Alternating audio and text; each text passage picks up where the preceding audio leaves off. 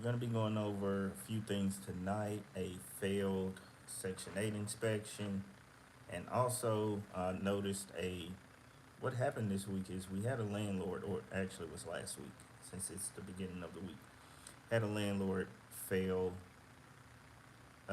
two Section 8 inspections, lost $2,500 quickly in a matter of a few minutes, all due to a failed Section 8 inspection. So, tonight's video, we're going to be testing out a few things and we're going to be going over failed Section 8 inspection, what really happened, and how your maintenance team can make or break you. So, Prep and Prosper here, and just kind of going over a few things. Um, we're going to start here in a few minutes. Once everybody gets in here, we'll let our Instagram. We'll make sure our Instagram followers are in here also too. But we're on YouTube. Like, go ahead and subscribe if you can. But tonight's video, we're going to be going over a failed Section 8 inspection, or even if you're not a Section 8 landlord, we're just going to be going over a failed inspection and how your vendors or your maintenance team can make or break you. So, we saw it firsthand end of last week. So we just kind of want to make sure that you guys, or you ladies as small property owners, you the um, got the tools that can continue to make you profitable. So let me tell you something. It's nothing worse than failing a Section 8 inspection, um, or not even being ready for a Section 8 inspection. So one of the things I saw this week is the not only was it a failed Section 8 inspection, but it was more of a the unit was not even ready for Section 8 inspection. So that's one of the things that we're going to break down today is why the unit failed because it was not ready.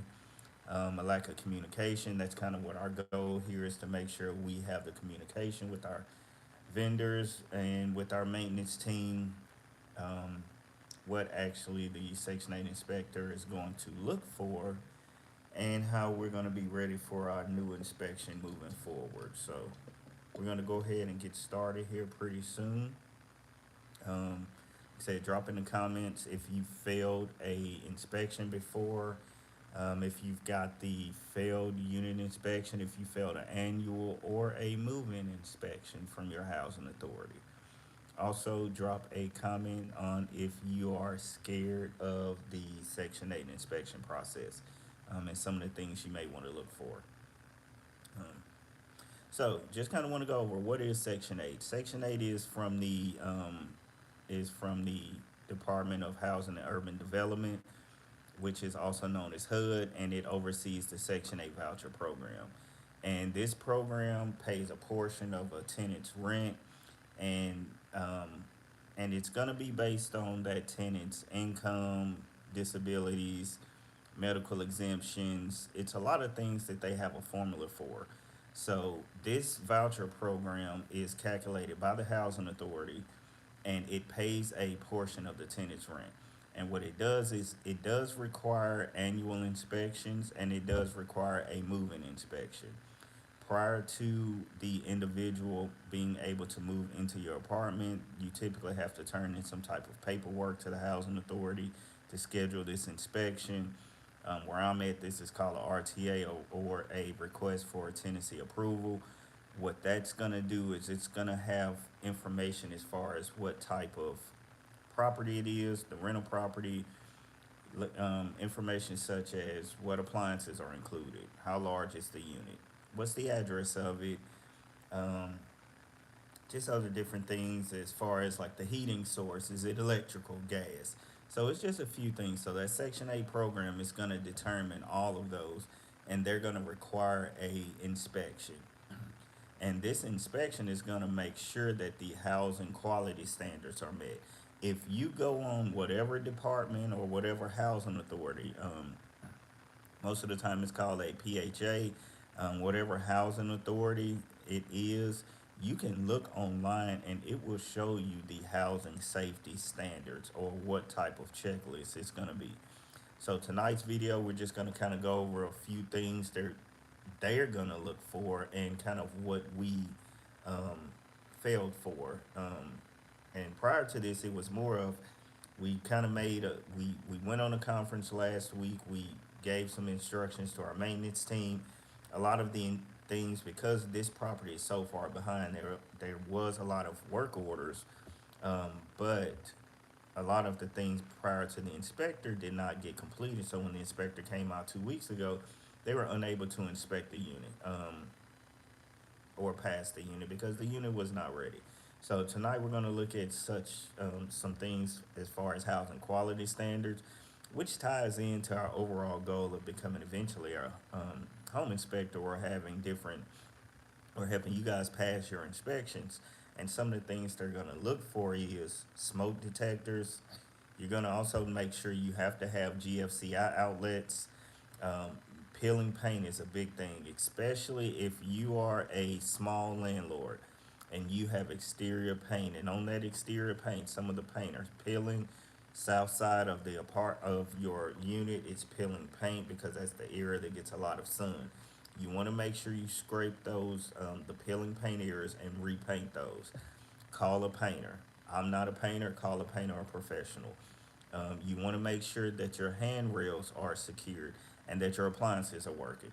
Another big thing that we're seeing in the property management field that we're not technically used to is they're doing a really good job of checking the exterior of the building, and so any type of trip hazards, that's going to cause you to fail, and along with leaks and windows that don't open or close. A lot of you guys that have older properties, please check your windows, because the windows we're seeing, it's that's what they're filling a lot of people on, are the opening and closing of the windows. So it's not about being pretty per se, of the windows looking good or window treatment. It's about safety. So you got to understand it's going to be health and safety violations that get most individuals. So it's not necessarily strict. It's just more of, it's a necessity. Um, so let's kind of go. Let's rewind here about how we got here. A few weeks ago, I traveled to a property and we noticed there were 3 units that needed to be inspected. The inspector, I immediately called the inspector, tried to get them rescheduled. However, the units that we looked at originally, the maintenance guy told us that they were ready, they were clean. Let's set the tone. We assumed they were ready. One of the things, as a senior property manager, you want to make sure that you pre-walk and pre-check your units. Maintenance said we're good. We looked into it. The inspector showed up. Maintenance walked with them. Immediate fail upon 2 things. One, the unit was not completely done being painted. There were continued. There was water leaks, mainly in the toilet. The toilet, and I'll post a video. And that's not my job or as a role of, I'm not a plumber. But if you have a running toilet and it's continually running, they're gonna hear that, they're gonna see it, they're gonna flag it. So we had a few plumbing issues. Within 10 minutes, we failed. So why did it fail? We did have a missing GFCI outlet. We went ahead and took care of that. The outlet cover, we took care of that. The handrail, we took care of that also. But our main issue was as far as um, just making sure that we took care of all the other issues that failed on there. So our main issue was, of course, the GFCI outlet, and of course, making sure that the unit was cleaned and then it was free of any other defects that were on there. So some of the things that we learned is this unit, because it was not ready, because it was not fully painted. I think it was the GFCI outlet. We mentioned that, not fully painted, not fully cleaned. That automatically lost time, and it's going to require an additional inspection. Now, if you have a great relationship with your housing authority may be able to come out and re-inspect within the next couple days or a few weeks. Here, I'm not exactly sure. This is not the housing authority that I have built a relationship with. That's another good point. Continue to build your housing relationship to make sure that it's well. This property, who knows? It's gonna be. We've already missed out on our $2,500 for February, and we're moving into March, so we do not still have a move in. So that's why we need to do our pre-inspection, and you want to do the pre-inspection. I promise you, at least 48 hours before the inspector is due. I would suggest doing one a week prior to, and then one 48 hours prior to. So, the importance of your maintenance team. You want to have a maintenance team. You got to remember your maintenance team is not just guys that are going to fix it, but they're also risk guys. They're also your liability shields. They're also going to help you pass and fail your inspection. So, and they're going to take care of your tenant satisfaction. If you've got a long list of maintenance requests and maintenance needs, your property probably has an occupancy issue, probably has a bad social media presence too. So your maintenance team is a very critical part of it. However, as property managers, I do want to say this. You are going to have a really good relationship with your maintenance supervisor. However, there may be a balance of power on the property. The property or the community director is in charge, not the maintenance supervisor, unless it depends on how your company is. But typically, your property manager is going to control all the aspects of everything. They're going to know the budget, they're going to know the overall performance of the property. So you may have a issue, and I've seen this countless times to where the maintenance supervisors butt heads with the property owners. So you want to continue to make sure that you guys take care of that situation and just continue to have open and honest dialogue with your property managers. We got a little glare, so let's take these glasses off here, see if we can still see. So, also, you want to make sure that your maintenance relationship with your maintenance supervisors, you want to make sure they're on time. You have a really good trust factor with them to make sure they're in the apartments doing exactly what they're saying they're doing.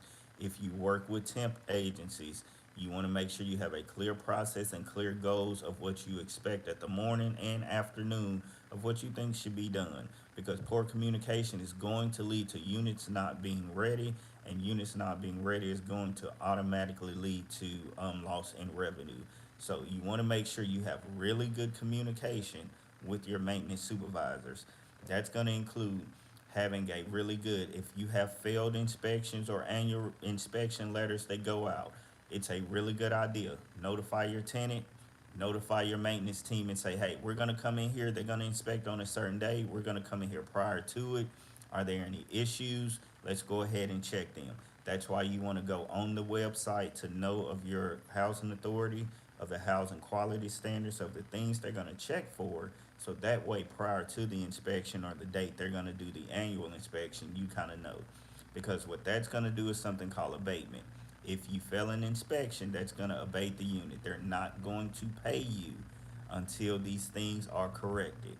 How do you get them corrected? Know about them beforehand, do your preventative maintenance, or fix them prior to. There's a big issue that may come up later on. That's why you want to have a strong relationship with your maintenance team. How does that look? Weekly meetings, clear expectations. When you come in on Monday morning, you should know exactly what some of the issues that came in over the weekend or what our goals are for the week. There's not a bunch of running back and forth to maintenance or parts stores.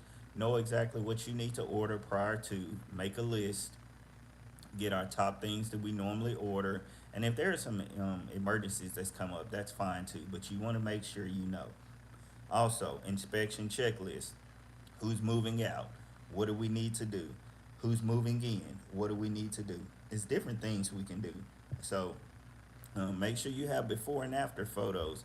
If there's things that our maintenance team is fixing, and two, they can train each other. If there's something in the trade that's coming through and one maintenance team knows it, they can make a video, and you can also use that video to train other maintenance people inside of your company or your community. So, and like I said, just also make sure you got respect and good communication. Um, just also just a few things you just want to make sure you're looking at. Create your pre-inspection checklist. So when you're going in and you turn a unit, if you're a small property owner, 1 to 10 units, if you're a large property owner, you know exactly what you need to turn from the time that individual gives you a notice, or if there's a normal annual inspection. So you may want to get in the habit of doing quarterly inspections. Check your smoke detectors. Check those batteries. We hear them in the background. Check those rails. Any type of water leaks, so under sinks, anywhere there's a water source, you want to check those. Um, so there's just a few things that will help you all One bonus tip is to have your maintenance guys record or make photos of their work as they're progressing or doing their work. That will help you with your warranty work, or two, just to document that work was actually done. So I would suggest doing work orders and then having extra photo documentation, and you as a property manager walking and following up on a lot of the issues. Come out of the office, get out there, let's get out there, put our hands on things, put our eyes on everything, and just make sure that we kind of know exactly what's going on. So we got to remember, failing the inspection was not necessarily the main issue. Yes, that caused us to have a lapse in our, or abatement in our funding. The problem is when we don't learn from it. If we continue to do the same thing, if one unit is not ready, we've learned from it. But if we continue to make the same mistakes over and over again, that's going to be the problem. Um, that's how people are say, I don't want to deal with Section 8. I don't want to deal with, not getting paid or certain tenants. If you have a tenant that's getting out of hand, make sure you have systems in place. Send those lease violations. Communicate with the tenant of what the requirements are. And even though it may be in the lease, sometimes people may need extra reminding of things, or, just to let them know of what you expect, your expectations are. If you want to scale, you've got to look at it as this is your investment. You have to grow with it. And one of the ways to grow is you have to limit liabilities and limit maintenance at all costs if you can. Do preventative maintenance if you can. Change your air filters. Just like your vehicle. It's just like your vehicle. You can either do no oil changes and then have to buy a whole new engine, and it costs you more later on down the road, or same way with your rental property or investment. Do your maintenance, same with the maintenance with your property. You can also check with your tenants too. So make sure you just have your checklist, have your standards. As I mentioned before, have your photos, your documentation, get your walkthroughs going. So anything that you guys have with Prep and Prosper, leave them a like and comment in there. And I hope you guys have learned something. My goal here is to just continue to help you guys grow. To all my new property managers, we're starting a mentorship program here, hopefully. If you are a senior property manager, leave a comment or DM me, send me a Instagram or a message here, Facebook, Instagram, to where if you would like to be a mentor for someone that is new, or that they've just started in property management, this is their first property, and you can help them out. Because one thing we're learning, this field has a lot of twists and turns. It's a lot of ongoing training, certifications, to where a lot of us, we didn't know this going in the door. You may have thought you were just leasing apartments, and now you found out that you are a therapist, daycare worker. You're also a social service worker. You help individuals with budgeting. You're also you help people with food, and it's all kind of things you help individuals with when you're a property manager, because you're literally where people are. You're meeting them where they are. This is literally where they live. They're at their most vulnerable. So this is a really good field, and we just want to continue to help each other out, continue to grow. But I want you guys to make money and not fail inspections. When you fail inspections, you also hold up the housing time. Individuals may be homeless. If you fail an inspection, that's further that they have to continue to pay for a motel room or live in their vehicle. So we want to continue to make sure we pass the inspection first, because if you hold up the process, an individual could continue to be homeless. That may be their last money and they're paying to go in a motel room. So you want to make sure you pass these inspections out the first time, so individual that is coming to you that need housing, you can house them very quickly. Um, Prep and Prosper here. Hope you guys enjoyed it. Hope you guys have a great week. Drop a comment. Let's get started. This is our week. Hope you guys have a great week in occupancy. If you're having issues with leasing, we're still doing, drop a comment. We're still doing our leasing calls, and we're going to continue to help you guys with our leasing, with your leasing strategies. We did post a previous video for leasing strategies, so make sure you watch our previous video that does have some information on our leasing strategy. So think we may go again live later on, but for right now, we just want to do a quick test of a few things in our audio. And then also while we're just here remotely too, we just wanted to make sure we just kind of helped you guys and gave you some more resources. But prep and prosper. Have a good evening, guys. Thank you.